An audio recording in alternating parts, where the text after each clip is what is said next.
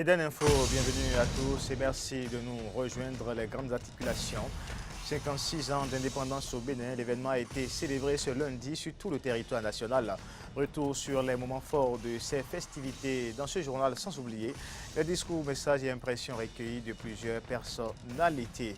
Hors du Bénin, Libye, le chef du gouvernement d'Union nationale libyen, Jena Fayez Al-Sarraj, s'est rendu lundi à Misrata pour visiter le centre de commandement des opérations de bombardement à titre bombardement contre l'État islamique. Voilà pour les titres de ce journal.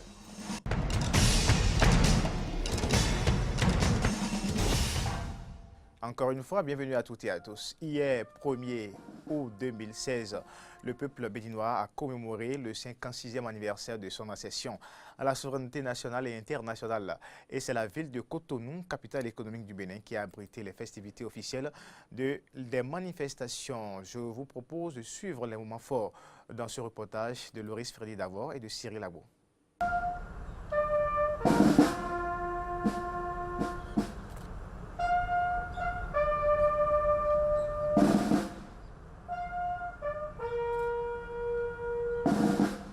Honneur militaire au président de la République, sonnerie aux morts et la minute de silence sont les principales séquences du dépôt de gerbes au monument aux morts de Koulakodji. Après ce premier acte de la célébration officielle du 56e anniversaire de l'accession de la République du Bénin à la souveraineté nationale et internationale, le président de la République du Bénin, Patrice Athanase Guillaume Talon, rejoint la place de l'Étoile Rouge de Cotonou qui a servi de cadre au défilé militaire ce 1er août 2016. Placé sous le thème « Les forces de défense et de sécurité dans la consolidation du processus démocratique », le défilé militaire pédestre a mobilisé différents détachements de l'armée béninoise. Entre autres, le détachement des anciens combattants, le lycée militaire des jeunes filles de Nati Tengou, le Prytanée militaire de Bembereke, les détachements des douanes et droits indirects, les eaux et forêts, la police et la gendarmerie nationale, les forces aériennes et navales. Suivra la parade motorisée de la garde républicaine et bien d'autres unités des forces armées béninoises telles les unités de la gendarmerie nationale, les douanes et droits indirects, les eaux et forêts, la police et la gendarmerie nationale et l'armée de terre. 3 orchestres ont assuré la symphonie soutenue par divers titres du répertoire musical béninois.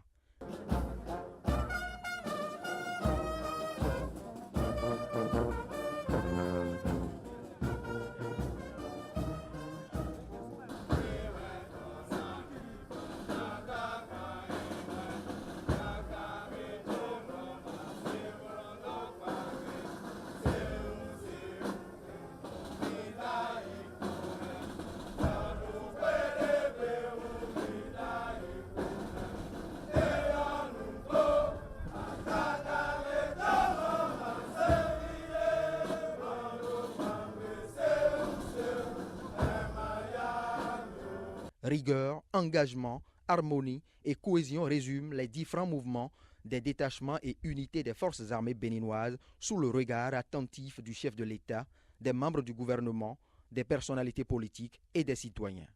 La sobriété dans la gestion et dans l'organisation, marque du gouvernement de la rupture, n'a pu influencer la beauté des festivités. Mais il a fallu bien des efforts aux citoyens et à la presse pour goûter et apprécier toutes les couleurs de la fête du 1er août.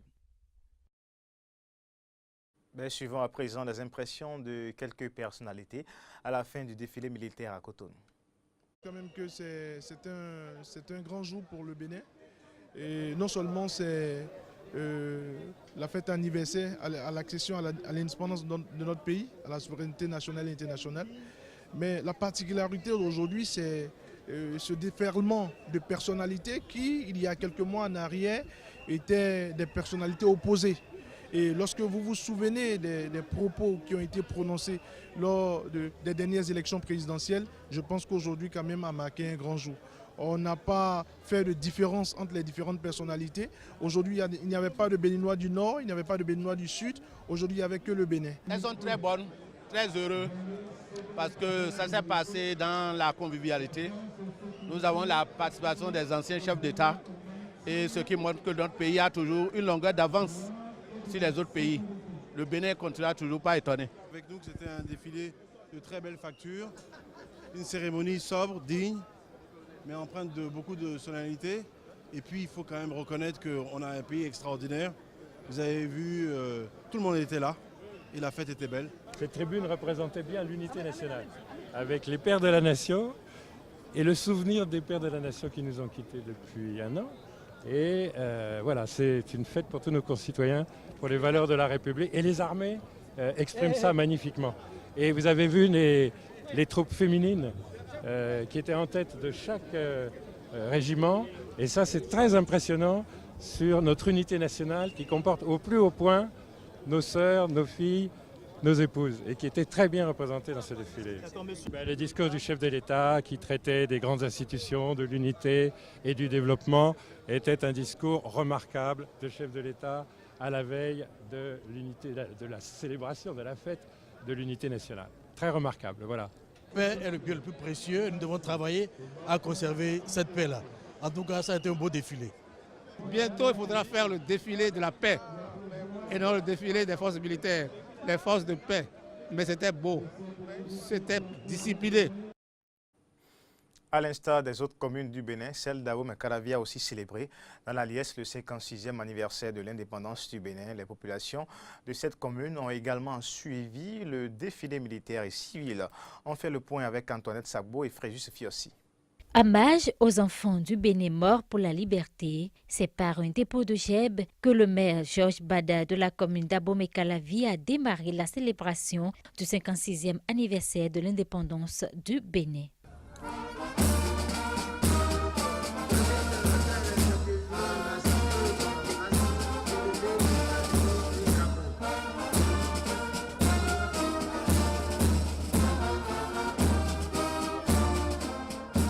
L'hymne national ainsi exécuté par les forces de la gendarmerie nationale a donné le top du défilé. Un défilé pédestre composé du passage du drapeau et sa garde, le détachement de la police nationale avec un peloton commandé par l'officier de paix Kalis Dosso Dossa, le détachement de la gendarmerie nationale sous les ordres du lieutenant Fortuné Assavedo Boul, les forces aériennes avec l'adjudant Hyacinthe Moulofine, les forces navales, le groupement des sapeurs-pompiers et le passage des commandos parachutistes avec un peloton commandé par le lieutenant Rachid Assounan, sans oublier les moyens roulants des forces de défense et de sécurité publique. Pour le maire de la dite commune, le caractère donné au défilé n'est que la résultante des efforts des militaires. Nos militaires, ils ont mérité leur rôle.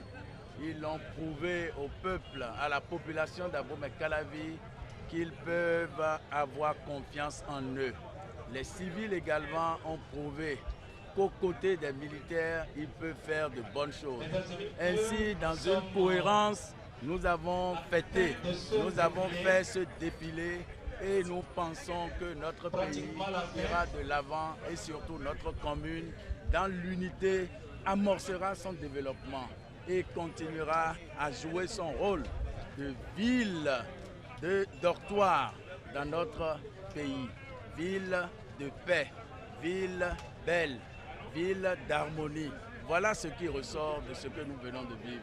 La commémoration de ces 56 ans d'indépendance au Bénin est un moment saisi par le maire pour appeler ses administrés à mener des actions afin de relancer le développement économique et social de la dite commune. C'est de mettre le peuple à nouveau au travail. Je crois que nous devons aller de l'avant, que chacun contribue en ce qui le concerne à l'édifice de notre commune. C'est toujours l'histoire de la jarre trouée. Chaque fils d'Abomey-Calavi devra y boucher le trou.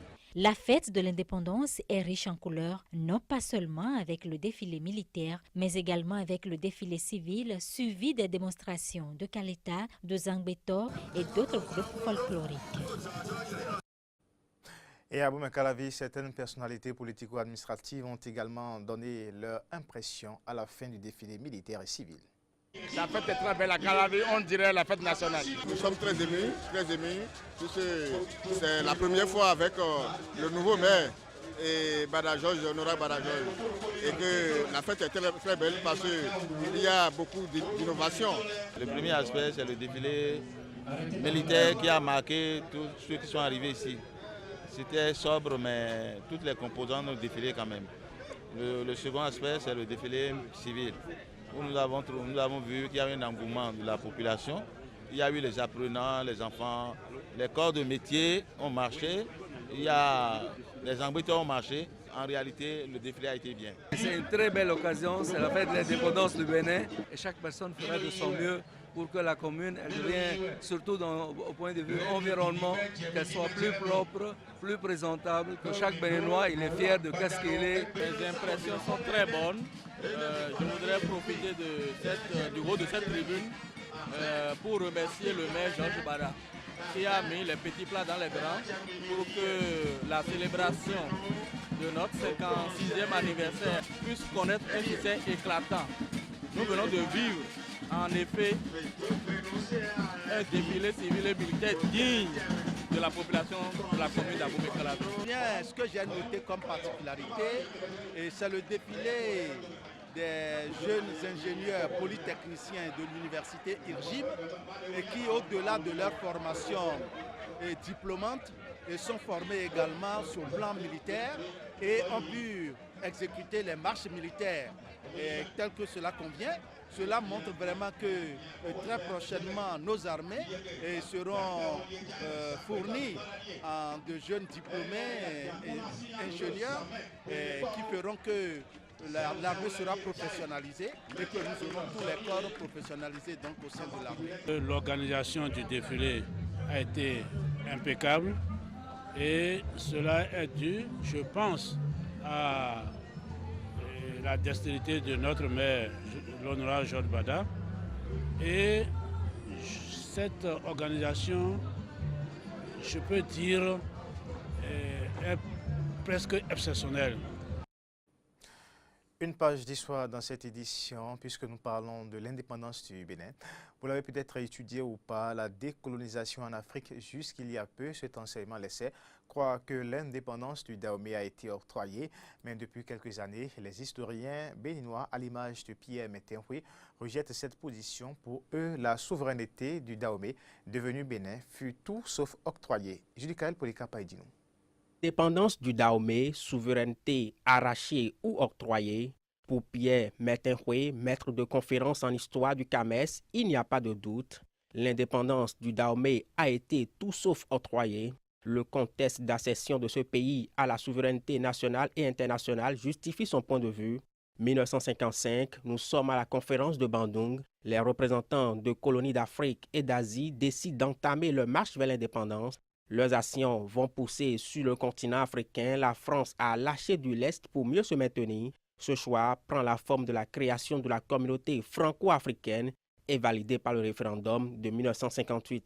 À part la Guinée de Sékou Touré, seul à avoir rejeté cette proposition, le Dahomey et les autres colonies françaises l'ont accepté. Mais l'indépendance de ces colonies deviendra par la suite inévitable. Entre 1958 et 1960, les événements vont s'accélérer au point d'aboutir à la vague des indépendances, dont celle du Dahomey. Alors, entre 1958 et 1960, eh bien, on a assisté ici et là à des mouvements, des partis politiques se sont prononcés pour l'indépendance et finalement, la France, contrainte, a été obligée d'accepter l'indépendance. Mais il faut retenir que c'est un vieux combat qui a pris des formes diverses et qui aboutit le 1er août 1960 à la souveraineté nationale et internationale. Et donc, on ne peut pas, lorsqu'on est héritier de cette histoire, dire aujourd'hui qu'on nous a octroyé l'indépendance. Ça, je crois qu'on peut tout dire sauf cela. Cette souveraineté va engendrer sans conteste l'euphorie au Dahomey. Pierre Métenhui nous en parle. Cette cérémonie de la nuit du 31 juillet au 1er août s'est passée dans l'allégresse et les Dahoméens étaient heureux et fiers de franchir cette étape et avaient mis beaucoup d'espoir dans ce qui venait de se réaliser. Puisque n'oublions pas que les contraintes de la colonisation étaient nombreuses et les Français qui étaient ici avaient tout le pouvoir, comme vous pouvez l'imaginer. Le pays leur appartenait. Et donc, de franchir l'étape où l'étranger, entre guillemets, qui était le maître, laisse la liberté à l'autochtone et à ce que en français ils appellent l'indigène, eh bien c'est une étape importante. Accéder à l'indépendance était une chose, la gérer c'en était une autre. Et voilà 56 ans que le Dahomey devenu Bénin s'y colle non sans difficulté. Info hors du Bénin, mais toujours sur le continent africain. Le chef du gouvernement d'Union nationale libyen, Jiena Fayez al-Sarraj, s'est rendu lundi à Misrata pour visiter le centre de commandement des opérations à Citre. Les forces pro-Jiena tentent de reprendre la totalité de la ville de Citre, dans laquelle elles sont entrées le 9 juin et où elles assiègent depuis les djihadistes. Les États-Unis ont mené lundi leur première frappe aérienne contre les dispositions du groupe État islamique à Citre en Libye à la demande du gouvernement d'Union nationale dont les forces peinent à reconquérir ce principal fief des djihadistes dans le pays. On reste toujours sur le continent, mais pour nous rendre cette fois-ci en Afrique du Sud. La police a mis en place des moyens spéciaux pour les élections de mercredi dans les quartiers ou des écoles qui ont été brûlées suite à une dispute sur les circonscriptions électorales. L'Afrique du Sud vote mercredi pour des élections municipales qui s'annoncent serrées dans plusieurs grandes villes. Une situation inédite pour le parti au pouvoir affaibli par un contexte économique difficile et des scandales qui entourent le président Jacob Zuma. Quelques 26,3 millions de Sud-Africains, un record, sont appelés à renouveler les maires et les conseils municipaux de 278 villes du pays. La police rassure des dispositions prises pour sécuriser le vote. Écoutons quelques déclarations de la police sud-africaine. Nous pensons que nous pouvons assurer un scrutin sûr et sécurisé. Nous avons déployé des forces nécessaires. Rien qu'aujourd'hui, nous avons plus de 1000 policiers opérationnels sur la zone.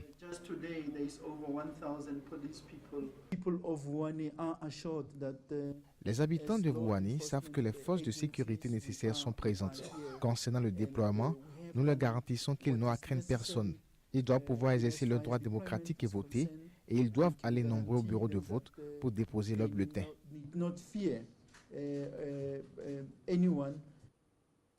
Hors du continent à présent, Hong Kong s'est réveillé ce mardi au ralenti après le passage du typhon Nida qui a entraîné l'annulation de certains vols et provoqué la fermeture des écoles, de la majorité des commerces et de la bourse.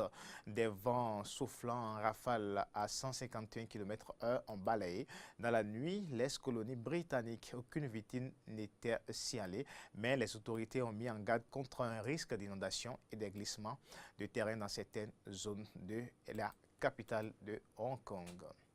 On va retrouver cette fois-ci d'autres informations, mais toujours en interactualité. Au Mexique, une tentative permet à des détenus de se réintégrer tout en exprimant à travers et en créant des articles de luxe le nom du programme Prison Art. Reportage. David s'applique à tatouer cette pièce de cuir car elle deviendra un sac à main de luxe. David est pourtant en prison. Avec d'autres détenus, il participe au projet de réhabilitation Prison Art. Décorer des accessoires de mode pour mieux vivre sa longue peine derrière les barreaux, l'idée a tellement séduit David qu'il a insisté pour que le programme soit instauré dans cette prison au nord de Mexico. On a déjà une peine à purger, donc voilà, on ne s'arrête pas pour autant de respirer, de manger, de vivre. On ne s'arrête pas d'exister. Et si on ne s'arrête pas d'exister, on peut complètement faire ça. Comme chaque semaine, Georges Cueto, directeur de la fondation Prison Art, surveille le travail de ces artistes. Il les rémunère pour chaque pièce rendue, qu'elles finissent ou non sur les étagères d'une boutique comme celle-ci, dans le quartier huppé de Polanco à Mexico. À l'arrivée, ces sacs à main de design vendus plusieurs centaines de dollars. C'est aussi une manière de donner à la société une alternative, s'ils veulent aider sans faire de dons. Il suffit de venir et d'acheter quelque chose. L'idée est d'arriver à faire un produit de si bonne qualité et tellement beau que les gens le veulent. L'idée lui est venue il y a 2 ans, alors qu'il était lui-même derrière les barreaux pour fraude avant d'être innocenté. Ses difficultés à se réintégrer dans la société l'ont alors décidé à créer sa fondation. Avec des règles claires dès le début, pour participer, le détenu ne doit pas consommer de drogue, il doit suivre une thérapie et donner la moitié de ses revenus à sa famille. Des revenus qui peuvent atteindre 400 $, davantage que n'importe quel autre travail en prison. Nous, ici, on doit trouver du travail, trouver de l'argent, trouver un moyen de nous en sortir et de vivre. Ce projet est déjà présent dans 6 prisons mexicaines et emploie 240 détenus et anciens détenus. Quant au sac, il pourrait bientôt s'exporter aux États-Unis et en Europe, avec chacun la signature du prisonnier qui l'a dessiné entre ses murs. On parle maintenant InfoSport. Avant de boucler ce journal, la sélection Atlantique Littoral, nouvelle championne de la Coupe de l'Indépendance du Bénin, c'était ce lundi et cette formation a reçu son trophée des mains du chef de l'État Patrice Talon. La formation de Patrick Béninou a quand même été chanceuse. Elle aurait pu être menée au score dans le temps réglementaire et à la 30e minute sur penalty. Mais le portier du Borgo Ali Bori ne l'a pas transformé. Les réactions les plus dangereuses côté Atlantique Littoral ont été notées en seconde période lorsque Kouché Kabirou a vendangé 2 occasions de but. C'est pourtant ce Kabirou qui offrira la victoire à son équipe en réussissant le 4e et dernier tir au but contre 2 pour le Borgo Ali Bori. Je vous propose d'écouter maintenant les réactions des entraîneurs des 2 équipes. L'épreuve n'est facile. Les joueurs se sont battus. Ils ont donné le meilleur d'eux-mêmes. Il est vrai, en première mi-temps, on était un peu en difficulté. Mais il a fallu qu'ils respectent un peu les consignes qui ont été. On était bien en place. On était bien en place statiquement. Mais à la fin du jeu, c'était 0 but partout. Et l'équipe qui a eu un peu d'efficacité, c'est l'équipe-là qui a remporté. Beaucoup d'hommes, il doit avoir un gagnant, un perdant. On a perdu, ce n'est pas grave, ce n'est pas la fin du monde. On va se organiser encore pour attendre l'année prochaine. Et bravo à l'équipe championne. On avait la chance de prendre le devant. Bon, malheureusement, on a raté le penalty. Bon, on ne peut rien, ça arrive. Ça arrive à tout moment. On est arrivé, on ne peut rien. Et puis après, les autres se sont saisis. Puis, le tireur n'a pas été concentré. Il devait rester concentré pour pouvoir marquer le but.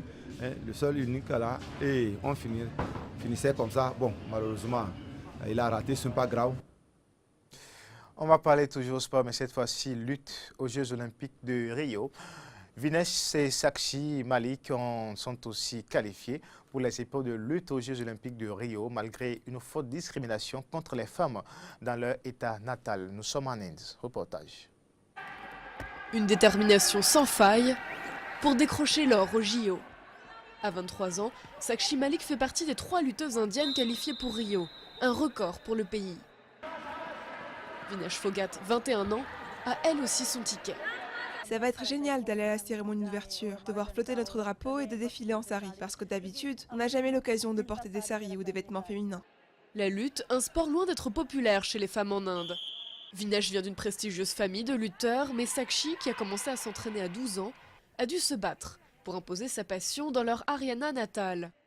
Cet état voisin de Delhi a le déséquilibre de population entre hommes et femmes le plus élevé du pays, en raison de nombreux avortements illégaux et crimes d'honneur.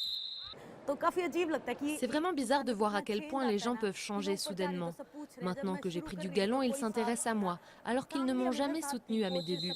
Ma famille et mes entraîneurs ont toujours été derrière moi, mais sinon tout le monde se moquait de moi et me demandait « Mais pourquoi est-ce que tu fais un sport d'homme ?» Un sport d'homme, pas pour l'entraîneur, qui a dans le passé formé l'équipe de lutte masculine. L'entraînement des femmes est le même que celui des hommes. Je ne les traite jamais différemment, parce qu'une médaille est une médaille et les JO sont les JO. Les espoirs sont grands après que Vinesh et Sakshi ont raflé l'or et l'argent aux Jeux du Commonwealth de 2014. Mais quelle que soit leur performance aux JO, elles comptent bien inspirer la nouvelle génération. On va les entraîner nous-mêmes. Elles se rendront compte que c'est possible et vont automatiquement prendre confiance en elles quand elles verront qu'elles peuvent s'entraîner comme nous. On veut voir la lutte féminine atteindre de nouveaux sommets. Elles ont fait mordre la poussière au sexisme, mais la lutte pour les sommets olympiques est loin d'être gagnée. La seule indienne à s'être qualifiée au JO avant elle, en 2012, est repartie les mains vides. Ainsi se referme cette édition, mesdames, messieurs. Merci de votre aimable attention et à demain.